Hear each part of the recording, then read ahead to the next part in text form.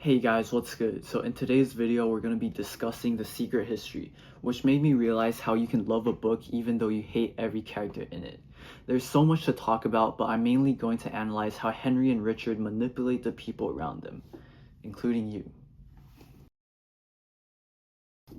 So first, I want to talk about Henry, the group leader. He's intelligent and wealthy, but also egotistical and calculating as a result.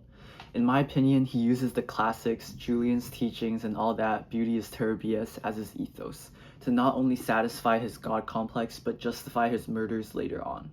I know this sounds like a conspiracy theory, but I think he meant to kill that farmer in the Bacchanal. Henry makes their whole ritual sound like this sacred, transcendent crusade against modernity, when in reality, it's just a bunch of high teenagers running around at night.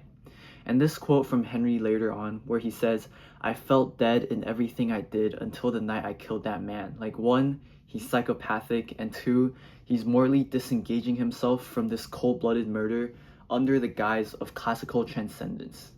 And then we have the craziest gaslight performance I think I've ever seen, when Henry manages to convince everyone that killing Bunny was the only option. To break this masterclass down, I'm going to start with how he controls the flow of information so that each member of the group never has access to the full picture. Since he was the only one with Bunny in Italy, he's able to tailor his narrative to suit whoever he's talking to, preying on their insecurities to ensure they all reach the same conclusion. For example, he paints Bunny as someone that threatens Richard's position in their elite circle, while portraying Bunny as a ticking time bomb to Francis.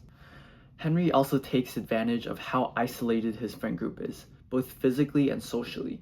They're completely detached from the rest of the student body, take their own classes, and hang out at Francis's house, far away from campus, creating an echo chamber where everyone feeds off each other's ideas to come to extreme conclusions, which is actually a psych term I learned called group polarization, and in this case, the extreme conclusion is murdering their best friend, Bunny.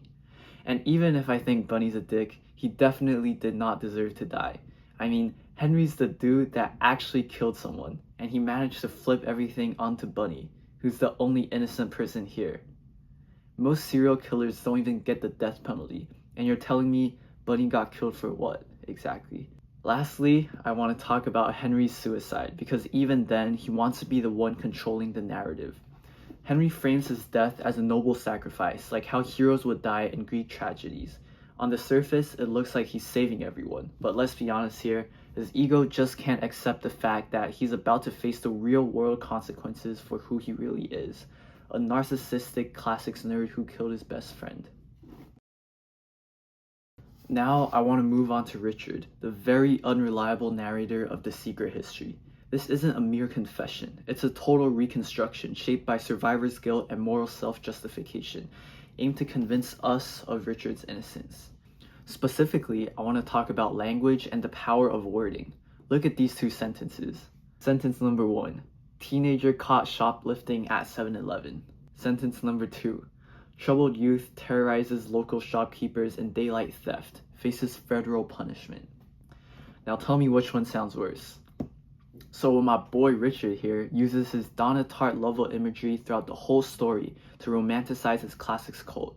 Using words like picturesque, elegant, and angelic, we too are manipulated into thinking there's no way Richard could have known they were murderers.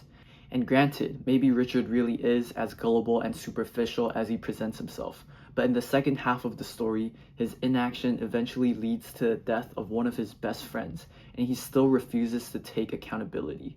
He tells us he was too deep in, that he had no choice, but that's simply not true. And that's where the real manipulation kicks in, not in what he tells us, but in what he doesn't.